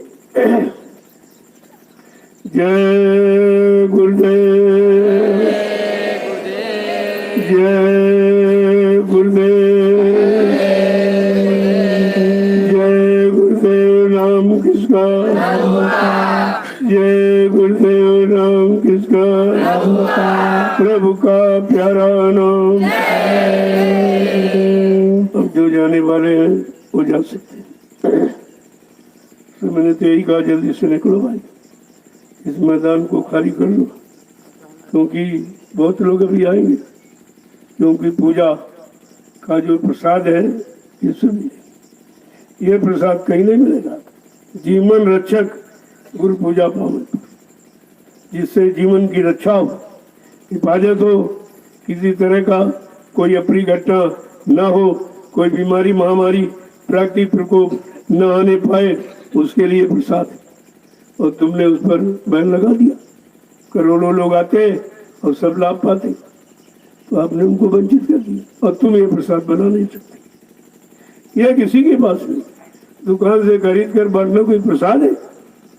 अरे प्रसाद तो बनाया जाता, जिसमें दुआ और दया शामिल हो वो प्रसाद है। ये तो कोई कर ही नहीं पा रहा, तो आपको समझना चाहिए। मैं तो सबके हित का काम करता हूँ, सबके भले कल्याण की कामना करता हूँ, और आप हमारी बात न समझो तो उसके लिए क्या करें। 8 बरस से बराबर जानकारी पूरे हिंदुस्तान में घूम घूम कर लोगों को दी, और सम्मान जो पुलिस कर्मचारी अधिकारियों को मैंने किया और दिया, वो हिंदुस्तान में कोई नहीं कर सकता, न कभी पहले किया है, न आज न आगे कर सकेगा। और जब तक इन कर्मचारी अधिकारियों का सम्मान नहीं होगा, कोई सुरक्षा नहीं। समझो पहले बात को, 24 घंटे इनकी ड्यूटी इनसे लेते हो, 8 घंटे का वेतन देते हो, ये कौन सा कानून है? यहाँ अगर कोई व्यक्ति मजदूरी करता, किसी मिल फैक्ट्री में अगर ओवर ड्यूटी करता है तो उसको दूना तनख्वाह मिलती, और ये मजदूरों से भी गया गुजरा। 24 घंटे ड्यूटी, तनख्वाह 8 घंटे, ये क्या है? और ये भी बेचारे नहीं समझ पा रहे। और हमारे अलावा कोई कहता नहीं, कोई नहीं कहता, तुम्हारे बारे में कोई सोच भी नहीं रहा, और मैंने कहा इस पर कोई टिप्पणी नहीं कर रहा, लेकिन सब होगा, क्योंकि आवाज पहले से लगी हुई है वायुमंडल में कि बदली हिंदुस्तान तो बदल जाए दुनिया। कहा छोटे बड़े कर्मचारी अधिकारी होंगे शाकाहारी, मांस मदिरा अंडा की न रही है अब दुकान, बदल जाए दुनिया बदली हिंदुस्तान। वो समय आ रहा, इनकी दुकानें कहीं मिलेंगी नहीं आप, इसलिए पहले से आपको शाकाहारी बनाया जा रहा है कि अचानक छोड़ने को कहा गया तो फिर छोड़ नहीं पाओगे, पहले से अभ्यास कर लो। महात्मा तो बहुत पहले से जानकारी देना शुरू कर देते ताकि आप ये न कहें कि भाई पहले क्यों नहीं बताया, अब तक हम सुधर जाते। तो तुमको कितना अवसर दिया, 10 जुलाई 1952 से 2012, और इधर 8 साल ही, तो आप जोड़ लीजिए 68 वर्ष। इतनी मेहनत जानकारी किसने दी, किसने अपनी जिम्मेदारी, किसको हमदर्दी रही है, पहले ये भी तो आप देखिए। तो ये 88,000 ऋषियों की तपोभूमि, यहाँ पर कुछ नहीं कुछ भी, क्योंकि गोस्वामी महाराज ने लिख दिया रामचरितमानस में, तीर्थवर नेमिस विख्याता अति पुनीत साधक सुखदाता। ये तीर्थों में सबसे बड़ा तीर्थ नैमिष। यहाँ जब कोई साधक आएंगे, साधना करने वाले, पंडा पुजारी नहीं, साधक, जब कोई साधक आएगा और साधना करने वाले, तभी जमीन ये शुद्ध है, उन सबको लाभ मिलेगा। तो यहाँ भजन करने वाला तो कोई नहीं, सब पूजा करने, सब दान दक्षिणा लेने में, सब भिखारी। तो लिखा है उसको भी नहीं समझ पाए। 550 वर्ष पहले गोस्वामी महाराज ने रामचरितमानस की रचना की और कहा उत्तरकांड, अगर ये पढ़ लो सबको उत्तर मिल जाएगा, सबके प्रश्नों का और सारी समस्याओं का समाधान हो जाए। सब लिखा पड़ी तुम्हारे घर में, लेकिन तुम गाने बजाने मनोरंजन का साधन समझे, अपने जीवन में अपने जीवन को सुधारने और जीवात्मा के कल्याण को जो रास्ता उन्होंने लिखा उसको आपने अपनाया नहीं। तो शरीर बीमारी में परेशान, आत्मा नरकों में जा रही, दोनों काम बिगाड़ दिया आपने। जय गुरुदेव, जय गुरुदेव, जय गुरुदेव। नाम किसका? प्रभु का प्यारा नाम। हम लोग धीरे धीरे चलो अपने घर की तरफ, वहाँ का काम निपटा के फिर जब कोई सेवा होगी तो आपको आदेश दे दिए गए, सूचना पहुंच जाएगी, आ जाइए। तो धीरे धीरे यहाँ से निकलने की तैयारी करो, ताकि प्रशासन को भी हो, भाई बड़े अनुशासित लोग, वैसे पता तो सबको हो गया कि इतनी भीड़ आई और एकदम चली। कोई किसी तरह की अपनी घटना कभी भी नहीं होती। वो तो सत्संग की महिमा है, और तुम उसकी महिमा जानते नहीं, मतलब तो अब आप धीरे धीरे निकलो घर की तरफ। मैं कल आज शाम को सबसे मिल चुका हूँ, प्रसाद भी दे चुका हूँ, अब बार बार नहीं, मैं बहुत थक गया हूँ। तो मतलब यानी क्योंकि आपके बीच में कितना 15-15 घंटे समय बैठ करके, गुरु पूजा वाले दिन तो मैं 5:30 बजे आ गया था। फिर यहाँ के बाद पूजा स्थल में चला के मैंने भी पूजा की, और वहीं पर मैं बैठा रहा आपका दर्शन करने के लिए। धीरे धीरे धीरे करीब 6 घंटे हो गए वहाँ बैठे बैठे। इसके बाद फिर अंदर गया तो वहाँ लोगों ने भीड़ लगा, वहाँ भी मतलब चर्चा, और उसके तुरंत बाद फिर निकला। तो आप देखिए, मतलब शरीर तो शरीर है, और बुढ़ा शरीर है, भाई काम तो उतना लो जिससे ये बना रहे, काम करता रहे, तो आपको जानकारी नहीं देते। जय गुरुदेव।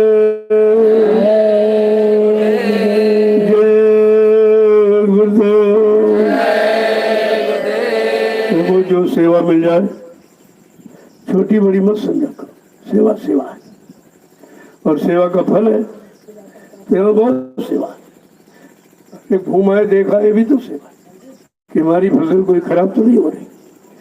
जब आपके अंदर ये भाव होगा कि हमारी जमीन है, हमारी फसल है, तो आपको ये होगा चलो भाई बहुत दिन हो गए, अपनी फसल दे क्या कैसी है। तो जब ये भाव अपना अपना आएगा तभी आपको तो समझते हो आश्रम वाले, आश्रम भी तुम्हारा, जमीन भी तुम्हारी, फसल भी तुम्हारी, तुम्हारे काम की। तो देखा पूरे साल ये सब्जी मोल नहीं लेनी पड़ी, इतनी प्रेमी तैयार कर, कितना बड़ा लाभ है। तो मतलब ऐसी महंगाई में तो यहाँ लाखों रुपए खर्च करने पड़ते, तब भी पूरा नहीं पड़ता। भाई 200 आदमियों को सुबह नाश्ता दोपहर शाम भोजन देना ये छोटी बात नहीं है। आजकल तो परिवार चलाना मुश्किल है, आश्रम कैसे चलेगा। लेकिन जहाँ पर दया है, जहाँ पर सब तरह की ईमानदारी है, वहाँ बरकत ही रहती है। नुकसान तो कभी है ही नहीं।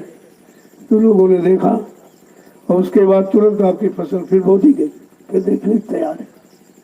तो आपको सोचना चाहिए चलो फसल बो गई, चलो 1 महीने के बाद चले देखें हमारी फसल कैसी। अगर ये भाव तभी आप आना जाना शुरू। यहाँ तो सबके हित का, सारे देश के हित की बात। यहाँ कोई व्यक्तिगत स्वार्थ लाभ लालच तो है ही नहीं, और हमको कुछ चाहिए नहीं, हमको कुछ नहीं चाहिए। क्योंकि जो अपनी चाहत रखेगा वो कभी किसी का भला कर ही नहीं सकता। वो अपनी पूर्ति में लगा है, मन मिल जाए, सम्मान मिल जाए, सामान मिल जाए, इसी चक्कर, भगवान मिल जाए इसके चक्कर में नहीं है। यहाँ सामान चक्कर घूम रहा, ये दान है, दक्षिणा है, रुपया है, पैसा है, धोती रोटी लगोटी, इसी में सब फंसे रह गए। और उन्होंने भगवान प्राप्ति के लिए कुछ सोचा ही नहीं कि भगवान भी मिलता है।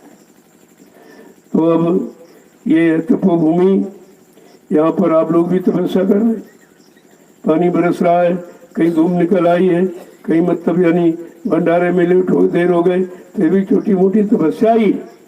नारी नींद भोजन तजे, तजे खलक की आस, काम तो तब होगा। नारी माने स्त्री नहीं, इंद्रियों, इंद्रियों की सारी ख्वाहिश खत्म हो जाती है, कोई ख्वाहिश नहीं, कोई इच्छा नहीं।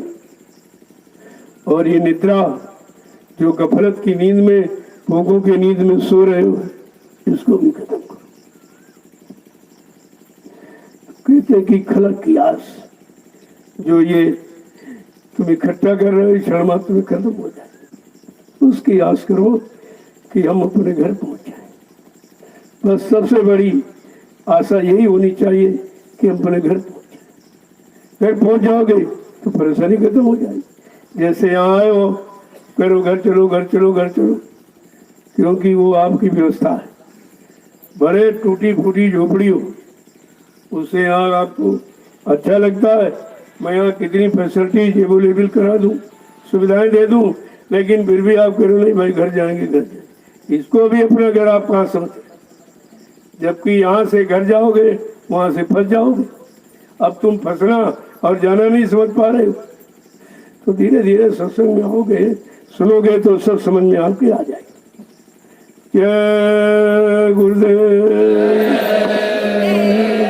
जय गुरुदेव, जय गुरुदेव। नाम किसका? प्रभु का प्यारा नाम। अब आप धीरे धीरे चलने की तैयारी करो। और शाम को मैं मिल चुका हूँ, सबसे प्रसाद भी दे दिया हूँ। बार बार मतलब परेशान मत करो, क्योंकि बार बार वो लोग मिलते हैं जिनको हर बार दक्षिणा चाहिए। तो कोई ऐसी बात है नहीं, मैं तो कहता हमको चाहिए नहीं, जो है अपने बाल बच्चों में खर्च करो। हाँ, जब परमार्थ की कोई बात आ जाए तो उसमें कंजूसी नहीं करनी चाहिए, उसमें दिल खोल के करना चाहिए, क्योंकि परमार्थ का रास्ता यहाँ कोई किसी ने लगाया नहीं अभी तक। इसमें आपको सोचना चाहिए। और हमको तो कुछ चाहिए नहीं, जो भी आप देते हो वो तुम्हारे काम में लगा देता हूँ। मैं क्या करूँगा, मेरे पास तो कोई बीवी बच्चा है नहीं, कोई तुम झूठ बोलो या संचय इकट्ठा करो, क्या मतलब। कोई बैंक बैलेंस, कोई खाता मेरा नहीं, एकदम खुली किताब हिंदुस्तान में। हमको कुछ नहीं चाहिए, हमको ये चाहिए कि सब लोग जीव जाग जाए, अपने घर पहुंचे। ये जरूर चाह है, उसी में तो लगा हूं, कितनी जल्दी हो जाए, जल्दी हो जाए। जय गुरुदेव। अब आप लोग चलने की तैयारी करो। फिर कोई व्यवस्था अगर इनकी हल हो गई, लेकिन मुश्किल है, हल कहाँ करेंगे? इनके पास उपाय है नहीं, और जिनके पास है उनके पास ले जाएंगे नहीं, तो हल कैसे हो? तो अगर अवसर में सत्संग मिलता है तो थोड़ा जागता है, और दीदी उससे तो सो ही रहा, केवल सत्संग से जगता है, और सत्संग से ही अपना भला बुरा सोच लेता, फिर बुराई छोड़कर भलाई की तरफ चल पड़ता, अपने घर पहुंच जाता। तो अगर ऐसा कोई मौका मिला तो ठीक है, वैसे समय तो बहुत खराब। अभी आपने खराब नहीं देखा जो पीछे से आ रहा, लेकिन तुम्हारे पर उसका कोई असर नहीं। क्यों? तुम शाकाहारी भी हो और नाम की साधना भी कर रहे, इसलिए उसका असर नहीं होता। अगर सारा देश यही करने लगे तो देश की सब समस्या सुलझ जाए। अब तुमको नहीं पैसा बांटेंगे, अन्न बांटेंगे, अरे ये बांटने से कोई काम? अरे ऐसी व्यवस्था बना दो, खुद कमाए खुद खाए, तुमको बांटने की जरूरत है क्या हो?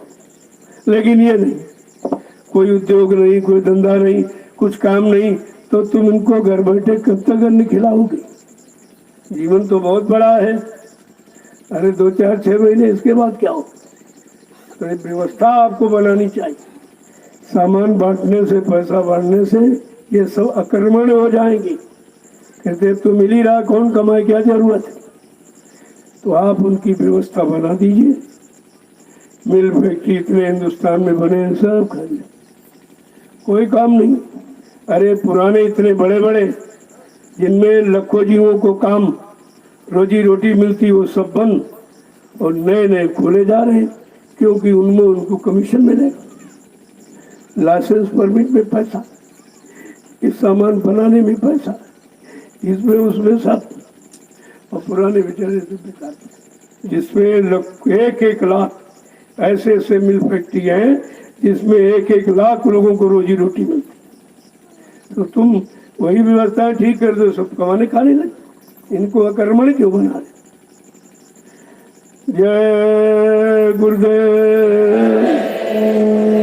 लोगों तुमको सब तरफ सोचना, लेकिन काम अपना करना, क्योंकि ये व्यवस्था तुम्हारी नहीं है, ये जिम्मेदारों की। वो करे न करे वो जाने, उसका भोग उनका होगा, लेकिन तुम अपना काम बराबर। इस गंदगी में कोई फंसना मत, कोई दानी प्रदानी, कोई ये सब बहुत गंदगी है, तुम्हारे माथे मर जाएगी तो फिर उद्धार नहीं कर पाओ। चुपचाप, सबसे बड़ा पद गुरु पद है, इससे बढ़ के कौन पद? अरे पिया पद मिल जाए तो काम हो गया।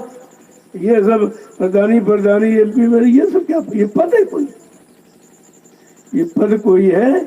और इसे क्या लाभ मिला है? और अपराध ही सब बन गए, सब पर अपराध लग गया कि तुमने कुछ नहीं, जनता के भलाई के लिए कुछ।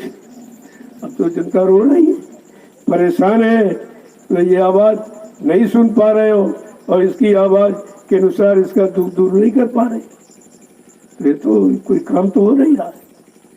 आपको सोचना चाहिए, जब जब ऐसी स्थिति परिस्थिति किसी देश की बनी, तो बेचारा दुखी रहा, संपन्न नहीं हो पाया। तो आपको सोचना चाहिए, जिससे जनता दुखी है वो दुख का कारण निकालो। दुख दूर नहीं करना, दुख किस लिए आ रहा उसको, कारण को खत्म करना। अब दुख दूर करोगे फिर आएगी। जैसे बीमारी आई, बुखार आया, दवा दे देकर ठीक हो गया, नहीं बुखार आया क्यों, किस कारण आया? जब तक कारण का नहीं तब तक निवारण नहीं होगा, तो उसको दूर करो, फिर दोबारा ना आवे। तो ये तो कोई हो नहीं रहा है। अरे 4 दिन का दुख दूर करो, जीवन तो बहुत बड़ा है, फिर आगे दुखी दुख है, क्योंकि तब तक वो आक्रमण हो जाएगा कि अनाज महीने में मिल ही जाता खाने भर के लिए, और पेंशन बांधी हुआ ही रही, लेकिन 500 रुपए, ये कोई 500 रुपए में महीना निकालो, 1 दिन की तनख्वाह मजदूर की। अगर मजदूरी मिल जाए, काम मिल जाए, तो तुमको 500 देने की जरूरत नहीं, वो मेहनत करके 1000 रुपये खुद ही पैदा कर ली। तो रास्ता क्यों नहीं निकालते, व्यवस्था क्यों नहीं बनाते? तो यहाँ ट्रे बांटने से कुछ, इनमें से और बुराई बढ़ेगी, अकर्मणता बढ़ेगी, सबके अंदर कोई करने की तैयार नहीं होगा, कहेगा अब तो मिल ही रहा, क्या जरूरत कमाने की। तो देश का उत्पादन कम नहीं हो जाएगा, नुकसान नहीं देश का होगा। इस पर भी विचार करना चाहिए। जय गुरुदेव।